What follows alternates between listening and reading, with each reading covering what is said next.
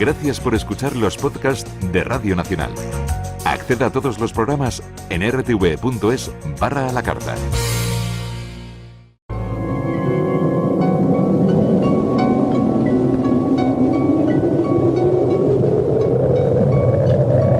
Solo cuando el túnel está en la más absoluta oscuridad es cuando puede volver otra vez la luz.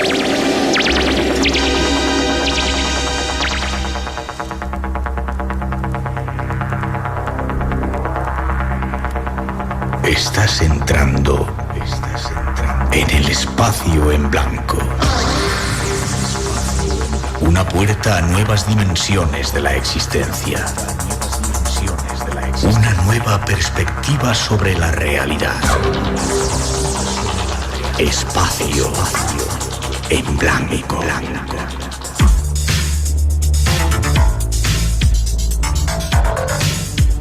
Una producción escrita y dirigida por Miguel Blanco.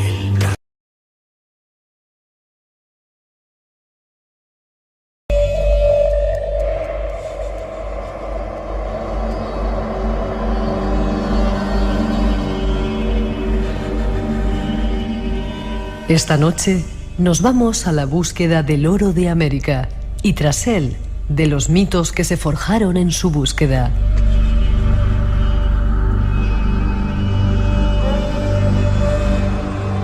Aventureros, conquistadores, naves, piratas, todos se lanzaron a la búsqueda y captura de tan brillante metal. Es una epopeya llena de aventuras e intrigas que esta noche os queremos desvelar. Será nuestro primer tema. Habrá más.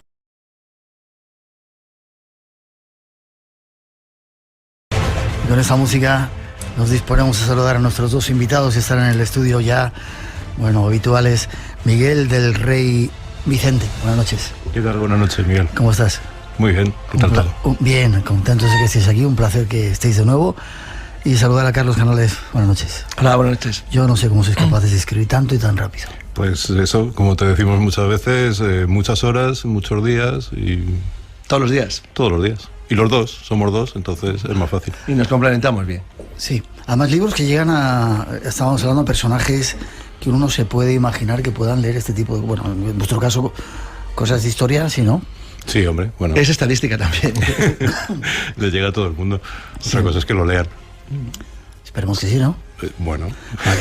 Y decíamos que no se escuchaba más que en 4 partes de España y sin embargo habéis anunciado que estabais en el programa y en el Face y... Sí, en una hora y pico había un alcance de 1.700 personas. Sí, eran de Canarias, Castilla-La Mancha y Cataluña. El resto no sabemos. El resto no sabemos. Vale, ya El Oro de América es el último libro que han publicado estos dos señores.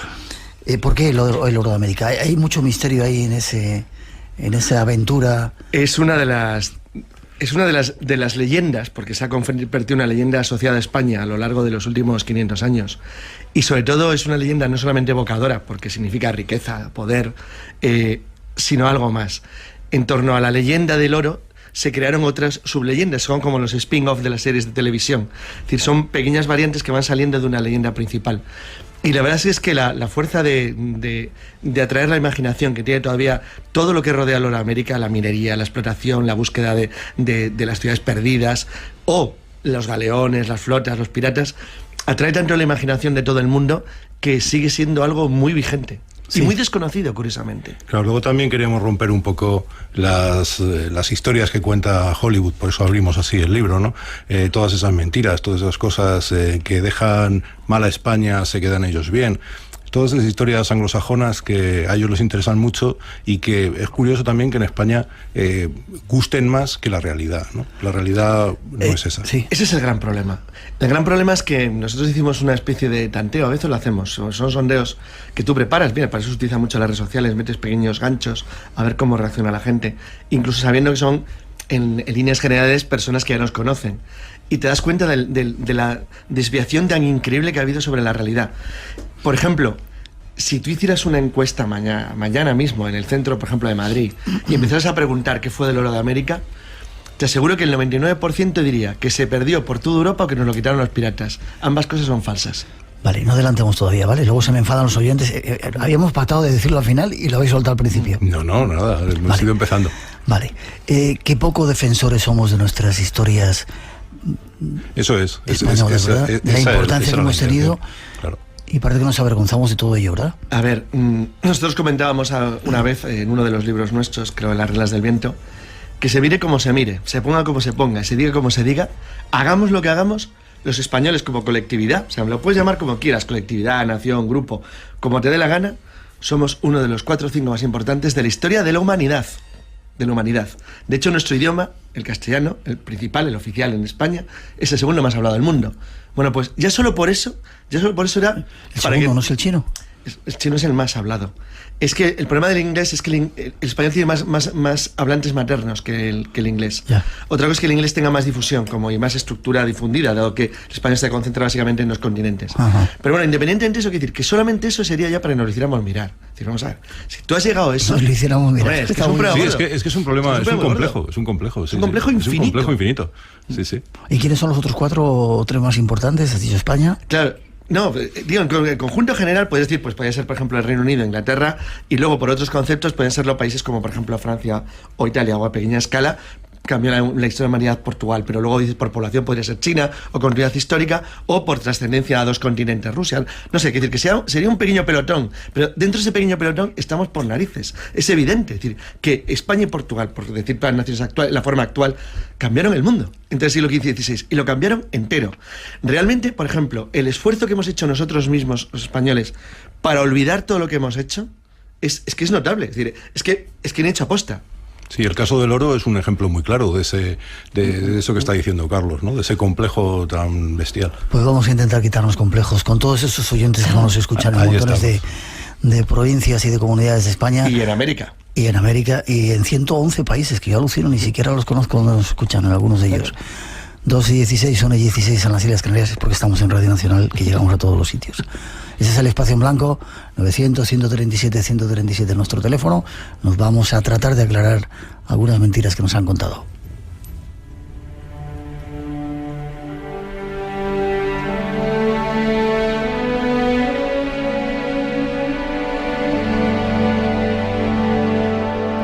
En 1493 regresó a la península la expedición capitaneada por Cristóbal Colón, que anunció el descubrimiento de nuevas islas hacia las Indias.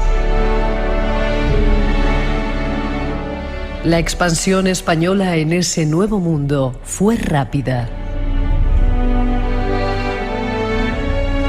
A finales del siglo XVI, transcurridos apenas 100 años, las florecientes ciudades de México, Lima y Potosí, a la sombra de ricas minas de metales preciosos, tenían más habitantes que las más grandes de Europa.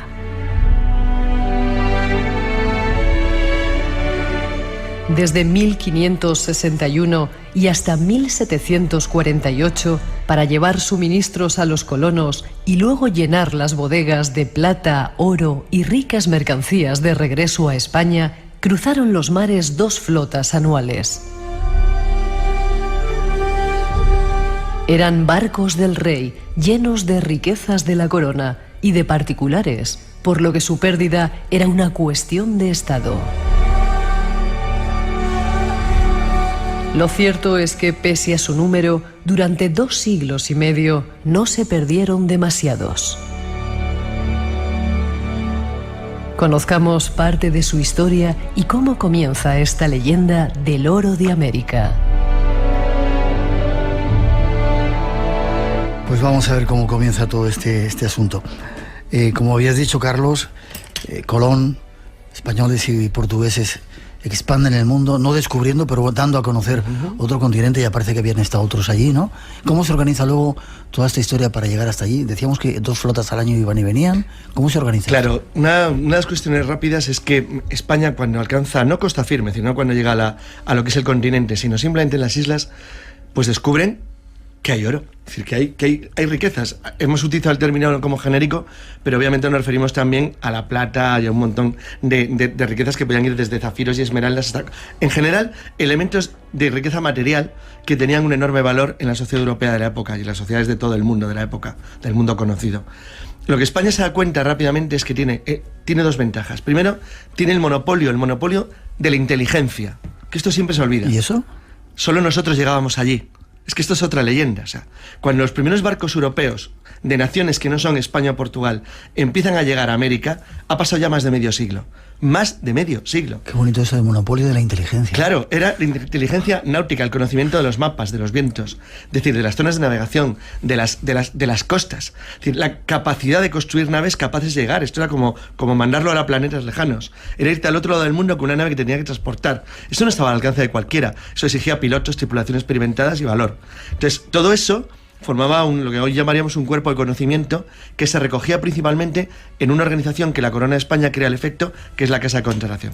La Casa de Contratación. La Casa de Contratación la Casa de Contratación sería como la NASA de la época, en cierto modo, es decir, donde se planificaba y se preparaba no solamente el comercio con América, que entonces todas las naciones de Europa eran monopolísticas, no solo nosotros, todo el mundo cuando comerciaba intentaba crear un monopolio protegido de una manera de los competidores. Es verdad, porque alguien podría decir, bueno, pero los primeros, es decir, ¿cómo se conoce eso en Europa? Bueno, pues se empieza a conocer por una casualidad.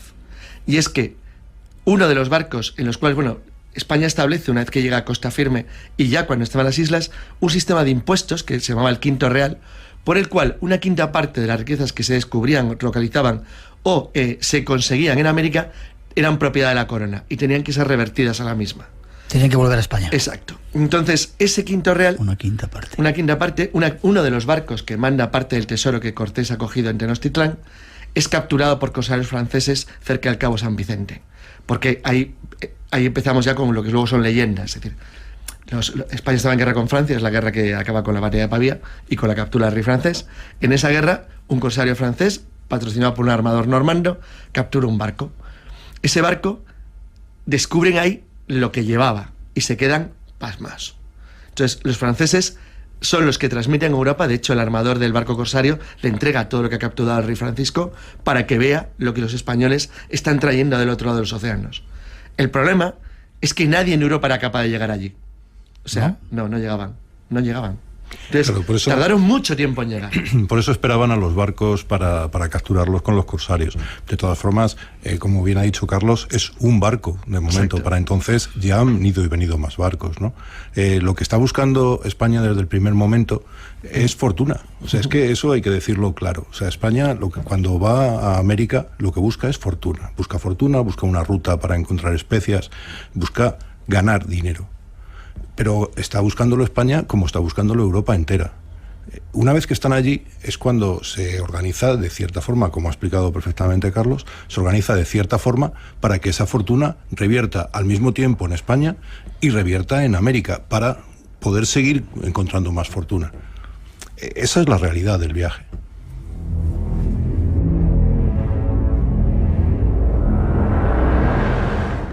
¿Se crea la flota de las Indias o es mucho más tarde todo eso?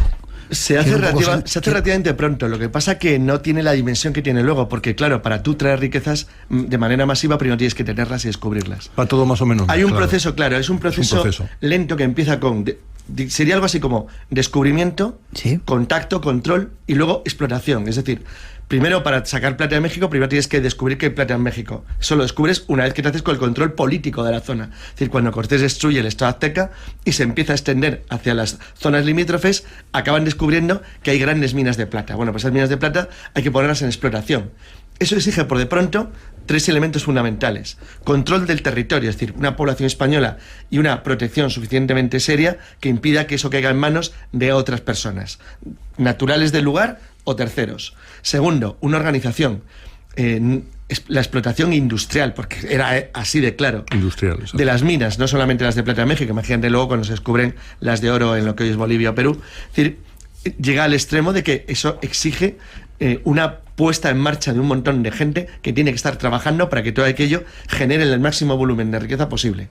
Y todo esto está organizado por una estructura que la corona hace muy bien, gracias a lo cual tenemos unos datos de una sofisticación enorme, y es que España, la que a veces acusa de que es un país de funcionarios, eso también tiene sus ventajas, y es que tenemos el sistema más documentado del mundo de lo que se sacó. Es que se sabe el oro que sacó de América al gramo, ¿sí? Al gramo, literalmente. Claro, precisamente porque, como ha dicho Carlos al principio, porque se había que hacer el quinto real. Luego la forma estupenda de hacerlo era mandar allí un funcionario para que levantase acta de todo lo que había. Claro, ¿no? Había escribanos, notarios, claro, administradores que se encargaban de organizarlo todo. Primero se encuentra oro, pero al no ser unas cantidades suficientes como para poner todo esto en marcha, se empieza a buscar plata.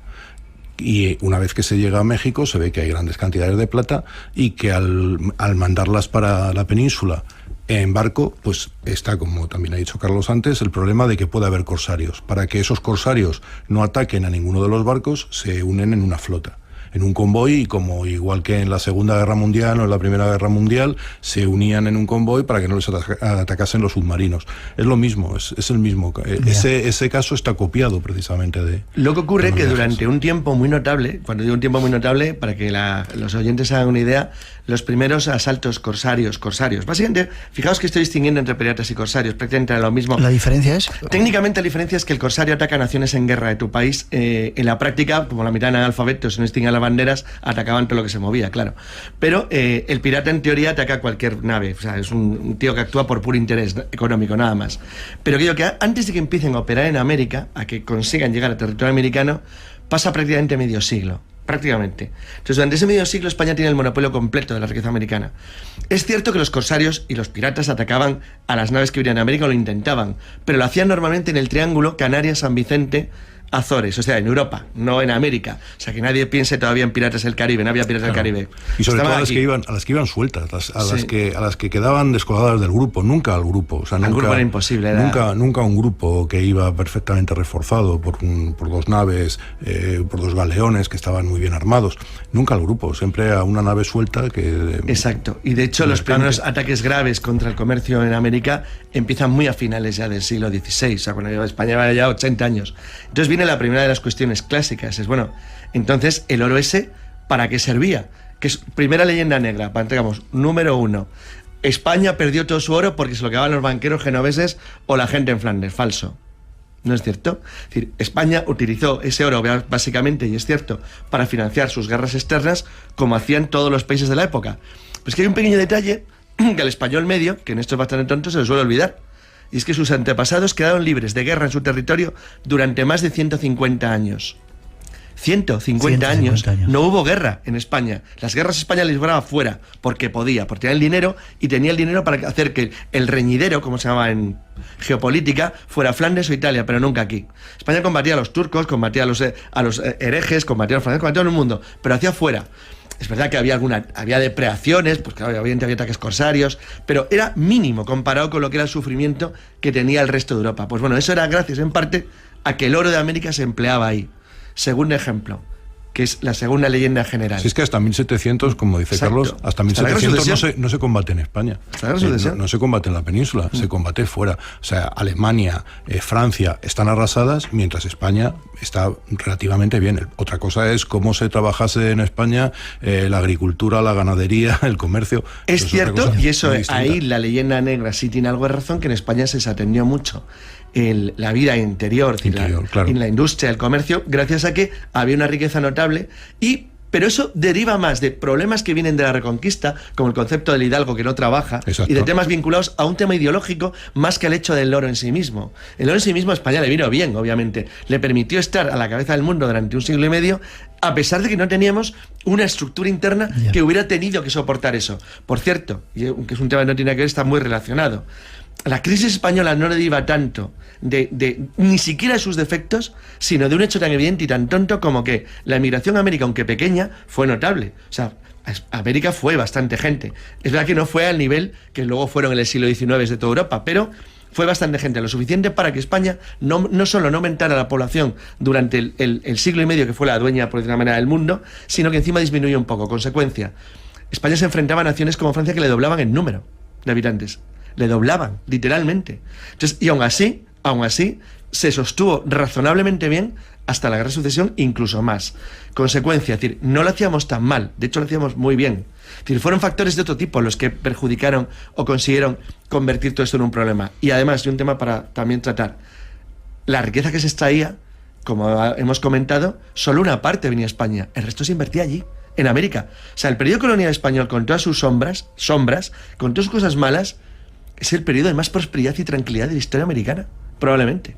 Sí, en la península hay dos problemas básicos. Está el problema de población, como decía Carlos, y el problema del monopolio. El problema del monopolio hace que todo lo que venga de América se quede en su gran mayoría en Sevilla, en Cádiz, en Andalucía, porque son esos mismos comerciantes los que mantienen el monopolio con los comerciantes de los puertos de Nueva España, que a su vez también tienen un monopolio, ¿no? Entonces repercute relativamente en el resto de la península. Y luego el problema de la población. El problema de la población, durante 3 siglos, España lo arrastra. Es angustioso ese problema. Angustioso, sí. O sea, probablemente España, si hubiera tenido 1 solo millón de habitantes más, hubiera colapsado a Francia en la década final del siglo XVI. O sea, casi con seguridad. España no podía, como Felipe II nunca pensó conquistar Francia, lo que quería romperlo, convertirlo en Suiza. O sea, romperlo, es decir, convertirlo en microestados que no fueran enemigos. Y estuvo a punto realmente de conseguirlo. El caso inglés es complejo porque el caso inglés se mezcla con el tema de Flandes, que es donde nacen los grandes enemigos españoles que saben que España cuenta con el oro de América y que son las naciones que se van a convertir en rivales nuestros, pero en el siglo XVII, no en el XVI. Eso es, Holanda, es que Inglaterra. tardan mucho en hacerlo. 2:30, 1:30 en las Islas Canarias. Lo que saben estos tíos de historia.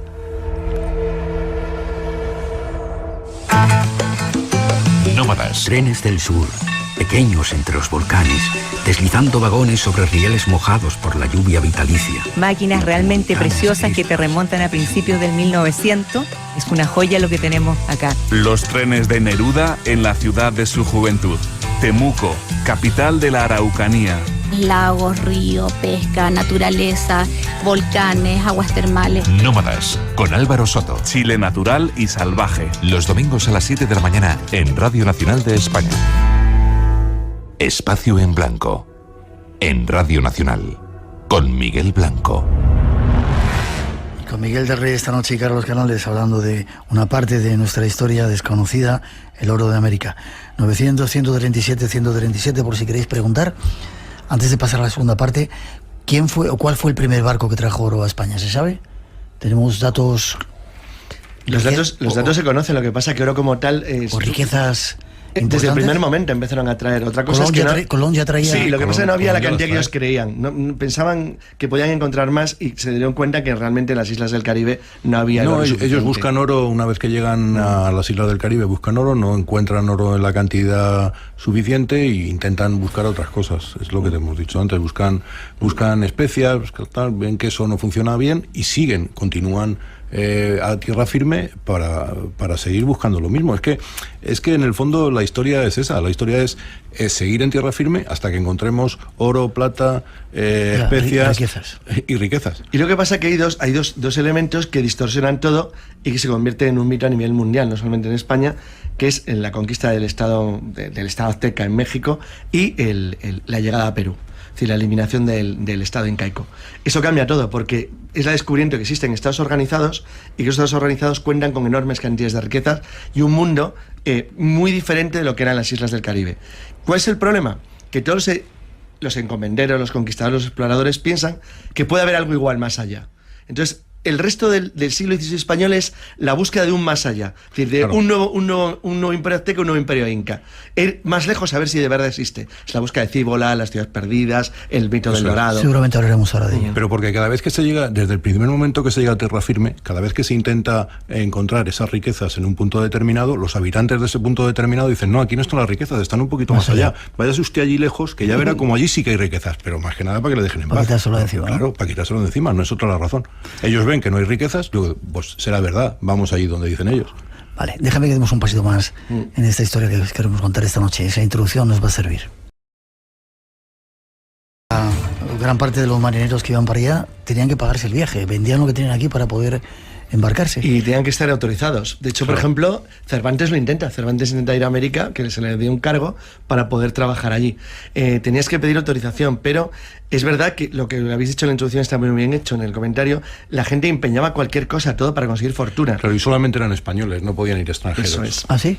Sí, no pueden ir extranjeros. Tenían que ser españoles. Los que había eran lo que se llamaban naturalizados, gente que vivía en España y que tenían relación. Si no, o sea, que en la práctica eran súbditos de la corona de Castilla. Si no, no hubieran podido ir a América, por lo menos en las fases iniciales. Hay un dato importantísimo.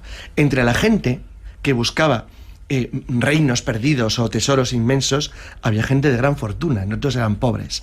O sea, por ejemplo, Hernando de Soto era uno de los tíos más ricos del mundo. Es decir, era un tipo con una fortuna enorme que él invierte en su propia aventura. Es decir, él es el que equipa toda la aventura y se rodea de gente competente para poder intentar buscar, pues bueno, legendarias ciudades o reinos perdidos más allá del lugar conocido por parte de los exploradores europeos. A Coronado le pasa algo muy parecido, o incluso el último de los grandes conquistadores, el que abre el camino a Nuevo México.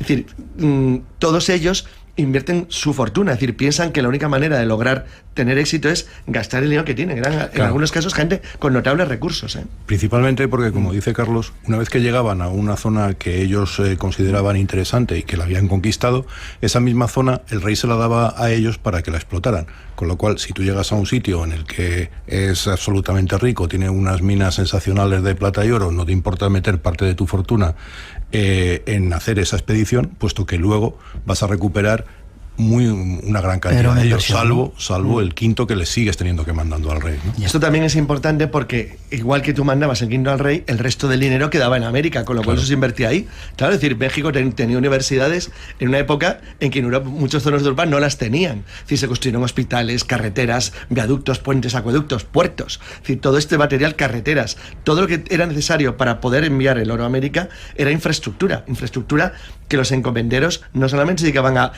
poner a los indios a acabar en minas, también construían que también lo hacían, por supuesto. No negamos una. Claro, es decir, era un sistema de explotación comercial global, pero eso significaba también la aportación de enormes elementos de carácter material al lugar en el que estaban. Es decir, construir ciudades, construir catedrales, iglesias, universidades, puertos, minas, escuelas. Entonces, todo esto convierte a América. Ciudades además que no existían así en la península, en muchos casos. Sí, lo que habéis dicho al principio es cierto. Potosí era a finales del 16 la ciudad más grande del mundo. Del mundo.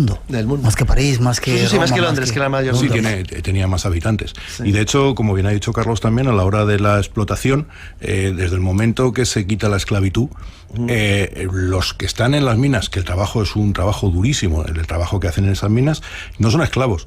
Pero claro, son los más pobres. Luego, tampoco les pagan demasiado. Luego el trabajo sigue siendo un trabajo esclavo sin que ellos sean esclavos. O sea, pero eso pasa ahora también, y eso pasaba en Europa entera en el siglo XV, ¿no? En el siglo XVI, y en el XVII, y en el XVIII, y en el XIX. Y en parte del XX. Claro, y en el XX. Sí. O sea, Inglaterra, cuando Inglaterra explota sus minas y cuando empieza toda la revolución industrial, son esclavos. No, pero es que tiene gracia. Es decir, por ejemplo, cuando tú lees que un inglés te esté diciendo lo que hacías con las minas en Potosí, viendo lo que hacían ellos con las minas de diamantes en Sudáfrica, por ejemplo, y con las minas en Inglaterra. Exacto, con las minas en Inglaterra, sin más lejos. Sí, pero ahora nos vais a contar lo que decían las minas de Potosí. 2:40, 1:40 en las Islas Canarias. Entra en contacto con nosotros. 900-137-137. Espacio en Blanco. En Radio Nacional de España. Con Miguel Blanco. Decíamos en esa introducción que llegaban a un lugar, lo que acababas de contar hace un momentito, y no había riquezas, y vete más lejos, en Cundinamarca, eso es. La leyenda del Dorado. Es cierto que existía el Dorado, que existían esos lugares, Cíbola, Iquibira, el Andacollo. Esos lugares no existían. Se buscaban. Había una leyenda que contaban los indígenas, y que inducía... Pero eso hizo que hubo gente que invirtiese fortuna, riesgo y aventura de centenares de personas intentando encontrarlas. Pero claro, luego eso tuvo un efecto indirecto que nadie pensaba. Es decir, cuando Coronado busca las 7 ciudades de Cíbola, no las encuentra. Sí, pero descubre que hay en el Colorado, llega a las praderas del interior de Estados Unidos, y todo eso va aumentando la frontera, el conocimiento del mundo. Es decir, vas cargando de conocimiento y de nueva realidad un mundo desconocido. Entonces, luego tienes un efecto indirecto, obviamente, bueno, está claro, es decir, vas avanzando, vas descubriendo cosas nuevas gracias a que tú buscas algo que curiosamente nunca encuentras. Claro, Aguirre está en el Amazonas, se busca en Argentina, se buscan en infinidad de sitios, y se buscan ciudades que tienen tejados de oro, ciudades que, igual que pasa con el Dorado, como habéis dicho bien en el mito, hay riquezas de cualquier tipo, las calles están empedradas de esmeraldas, todo eso es falso, evidentemente, ¿no? Y todo eso lo van diciendo los indios para que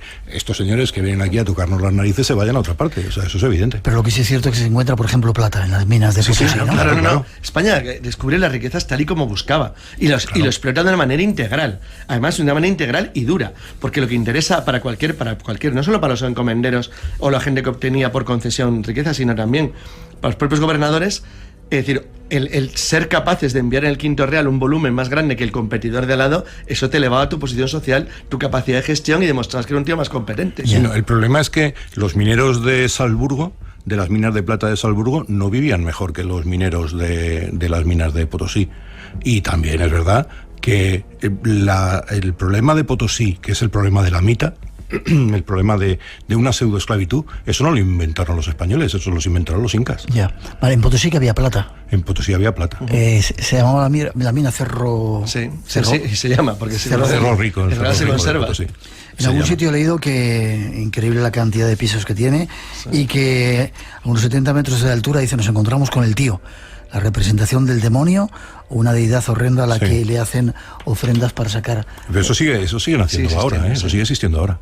Pero pasa lo mismo, o sea, los mineros que hay ahora mismo en Potosí no son gente rica, son gente pobre, gente que lo pasa muy mal y gente a la que le explotan igual que explotaban antes. ¿Y es la mina más importante de plata que hay en el mundo? ¿Una de ellas? Sí, una de ellas. Es una de ellas, sí. Ya. ¿El oro dónde lo encuentran los españoles? ¿Quizá en Perú, con el Imperio Inca, o donde hay más cantidad de oro que...? El oro lo encuentran en los mismos sitios que son actualmente los grandes productores de oro del mundo. En Latinoamérica tiene entre los 10 exportadores más grandes del mundo de oro, pues probablemente están 7, 8. Es decir, el oro sigue siendo un material, es decir, un mineral que se encuentra en América bastante bien. Es verdad que hay explotaciones en otros sitios, desde Rusia, hay muchos, pero es cierto que en los mismos países que tenían esas riquezas las tienen ahora mismo.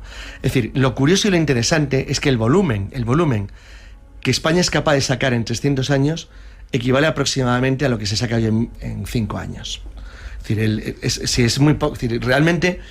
A ver, hay que colocar todo en su contexto. Es cierto, España saca un montón de riqueza en el tiempo que está allí. Un montón de riqueza proporcionalmente adecuado a la forma de explotación de la época y a la época de la que estamos hablando. Y a lo que se está sacando en otros países. En otros sitios, exacto. En relación a lo que se está sacando en Europa. En relación a España gana claramente. Es decir, aporta la mayor parte del oro del mundo durante un tiempo vino de América, del oro y de la plata. Y de muchas más riquezas.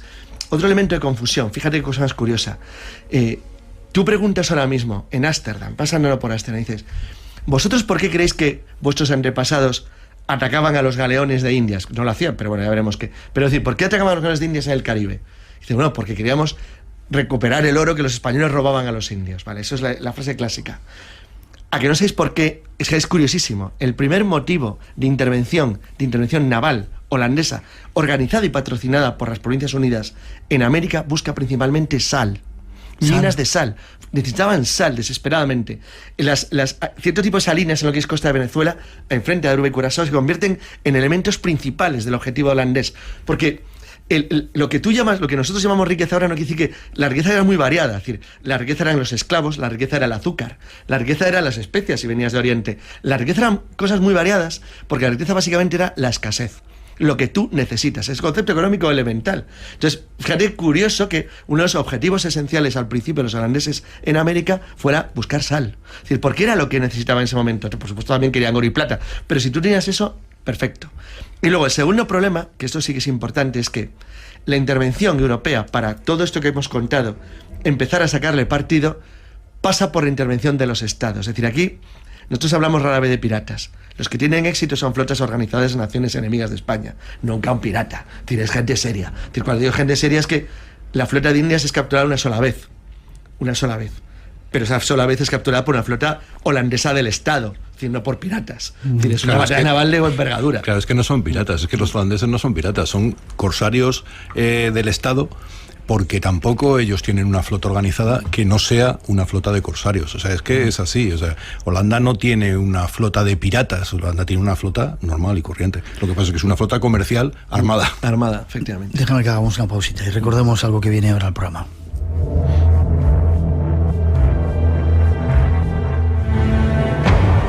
Esta noche, en Espacio en Blanco.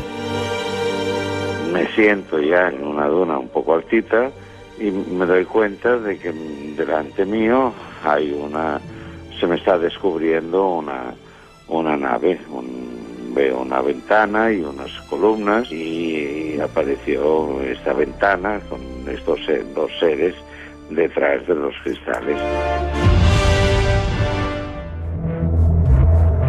No os perdáis esa historia que nos va a contar un artista famoso de nuestro país. El negocio del azogue. ¿Qué es esto del negocio del azogue? ¿Qué pasaba en todo ese mundo que estáis ya retratando?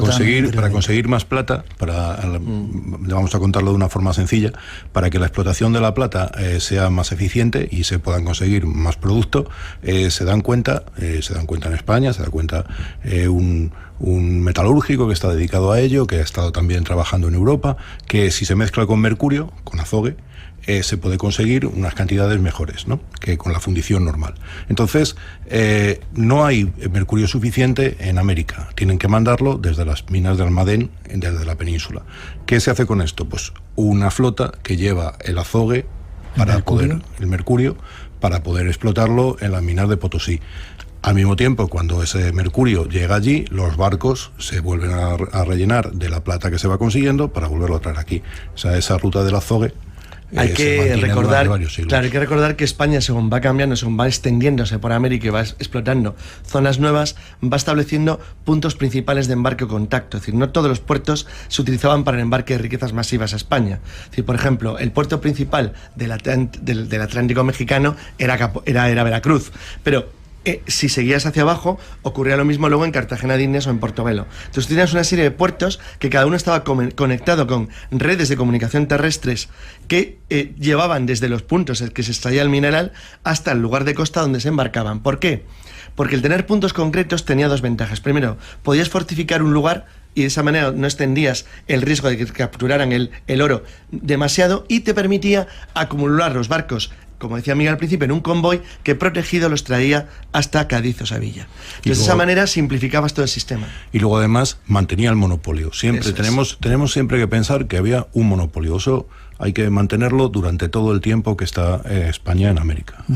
¿Se sabe más o menos cuántas toneladas de oro se trajeron y de plata a nuestro país? Sí, damos datos al gramo en el libro. Está perfectamente cuantificado. ¿Me das algún dato? Sí, en el propio libro, de memoria, pero al final del libro te lo digo, te decimos, mira, perfectamente con toda exactitud.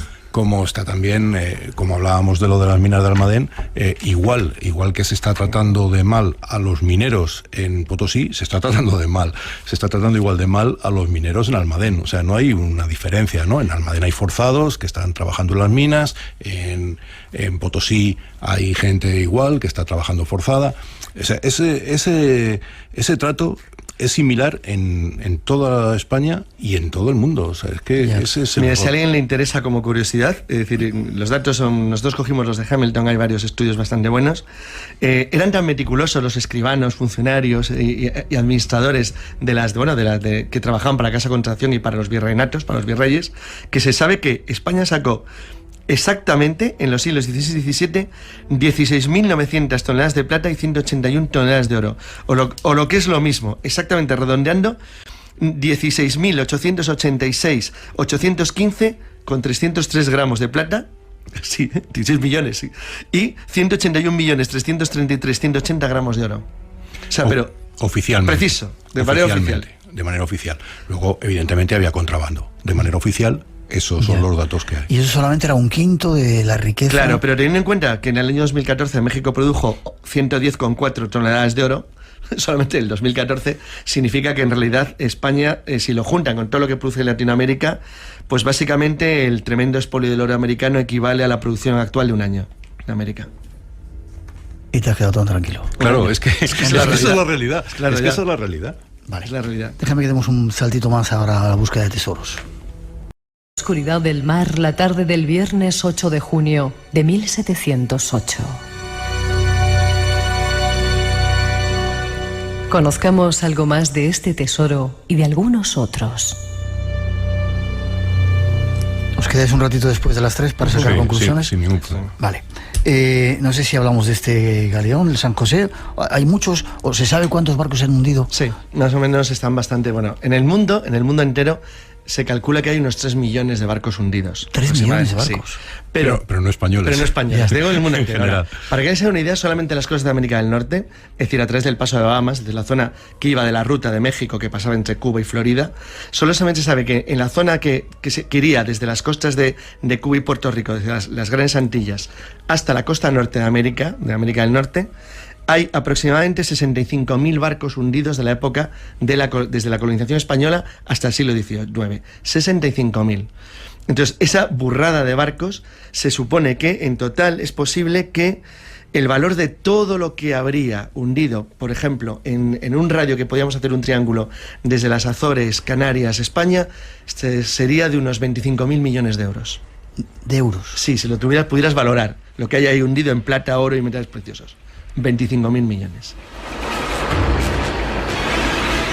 ¿Y por qué se hundían? ¿Nos daban caña a los piratas? Muy raro. Normalmente eran prácticamente... Es un poco la idea que tenemos, ¿no? No, la idea es que los piratas se apoderaban de ingentes cantidades. Como hemos dicho, las pocas veces que tuvieron éxitos notables, que básicamente solamente es una vez, era una flota de Estado, era una flota armada de corsarios de la República de las Provincias Unidas, holandeses en guerra con España, no piratas de 3 al cuarto. En general, por causas de corsarios, piratas y ataques extranjeros de flotas organizadas, solo se perdió 1 de cada 100 barcos. 1 de cada 100. Por piratas puros y duros, puede que no llegara ni al 0,1, o sea, nada, prácticamente nada, ridículo. No, la mayoría era por problemas meteorológicos. Pero los naufragios supusieron desastres de consideración. Claro. Desastres de consideración, es decir, el mar es peligroso hoy, imagínate en el siglo XVI lo que eso significaba en el XVII. Entonces, en general, el caso es tan grave que incluso en la España del siglo XVII hubo estudios y trabajos, en el libro citamos cosas interesantísimos para intentar recuperar riquezas hundidas, porque se sabía muchas veces dónde estaban y era interesante intentar sacar. Sí, sobre todo en la zona de la península, en la barra de Sanlúcar, todo esto ahí era donde más naufragios había y donde, como bien dice Carlos, era donde más sencillo se podían utilizar esos métodos que se estaban en ese momento empezando a inventar para recoger esos. Sí, la zona que rodea Cádiz hay unos 1.500 barcos de esta época hundidos aproximadamente. 1.500. Sí, más o menos. ¿Y de dónde sale la idea entonces de que nos robaron? Nos robaron. Desapareció tanto oro que venía de América. Sale del cine, de lo que nos ha regañado antes por haber... Claro, ahora es como quería decirlo, ¿no? Claro, por haber adelantado. Eso es cuando Errol Flynn asaltaba galeones él solo. Claro. Sí, esas son las ideas de Hollywood y las ideas anglosajonas de que los españoles son todos muy torpes y los anglosajones son todos muy listos. Y el cine eso lo ha vendido siempre, porque los piratas de Errol Flynn y Douglas Fairbanks han vendido desde los años 30, y eso era muy fácil. Muy bonito, y quedaba muy bien eso de atacar galeones ahí en mares lejanos. Bueno, en realidad, claro, pues no tanto. No tanto. Cosa que no estamos viendo que España no era. No, es que no era así. Es que no era así. Lo que pasa es que realmente las flotas, su misión principal era llevar el oro hasta la península. Decimos hasta la península y lo decimos aposta. O sea, en Nueva España es España en el siglo XVII. Y la península sigue siendo España en el siglo XVII. Luego es llevarlo desde una provincia, Nueva España, a la península, donde está la metrópoli. La principal obligación de los capitanes de la flota era llevar el oro, no combatir contra los que se encontraban por el camino. Entonces, eso en muchas ocasiones lo que ha dado idea es de que los españoles eran unos cobardes que escapaban. No escapaban, ellos se llevaban el oro, si es que les daba igual. Realmente es verdad que a partir del siglo XVII, o sea, cuando España llevaba ya más de 150 años en América, al final de la Guerra de los 30 años, es cierto que entonces ya el establecimiento de pequeñas potencias europeas en la cadena de las islas de Barlovento, es decir, desde Uruguay y Curazao hasta Puerto Rico, pues ahí lo dice todo, es decir, ingleses, franceses, holandeses, hasta suecos y daneses son capaces de coger pequeñas islitas. Pero vamos a ver, pues que hay una prueba evidente, salvo Jamaica, que tampoco es la isla más grande del Caribe, no cogieron nada. O sea, si es que lo que era el núcleo de lo que los ingleses llamaban el Spanish Main, sigue siendo español todavía hoy. Es decir, el continente, lo que era costa firme, salvo el pequeña incrustación de Belice, siguen hablando español. Es decir, nunca... Y Brasil. Y Brasil, que un mundo aparte. El mundo portugués era tan distinto. En el caso inglés, desde el punto de vista estratégico, no necesitaban tampoco gran cosa, porque desde el exterior podían controlar más o menos el movimiento. Pero los piratas lo que podían coger, los piratas puros y duros, o incluso los corsarios, eran naves de cabotaje, pequeñas naves comerciales, porque el tráfico era bastante intenso, pero era muy difícil que consiguieran un galeón cargado de oro. Eso es una cosa muy compleja. Es que ni en el caso de Drake, que es el corsario más famoso, el número uno, con Morgan. Con Morgan. De los 4 combates que mantiene Drake con España, pierde 2 y gana otros 2. Lo que pasa es que han sido mucho más famosos los 2 que ha ganado que los 2 que ha perdido o los 3 que ha perdido, ¿no? En 10 segundos, cuando íbamos para allá, ¿qué llevábamos aparte de azogue? Cosas de España. Todo el material manufactura europeo, todo ropas, material textil, comida, vino, armas, quesos. comida, exacto. Todo lo que iba hacia Europa era un comercio triangular, que también se hacía con África, por el tema de los esclavos y el azúcar. Sí. Y la pimienta.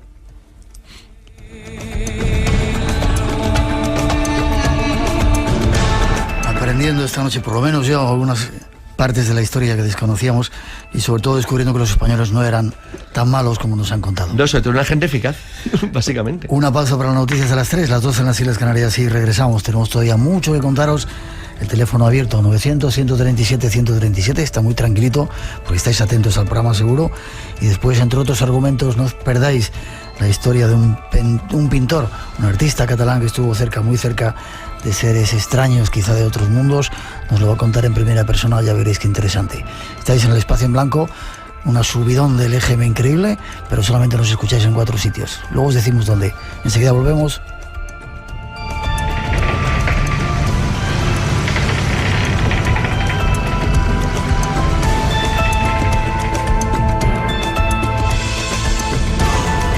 Todos los secretos van a parar a un sitio. ¿Te atreves a explorarlos junto a nosotros? Espacio en Blanco, en Radio Nacional, con Miguel Blanco.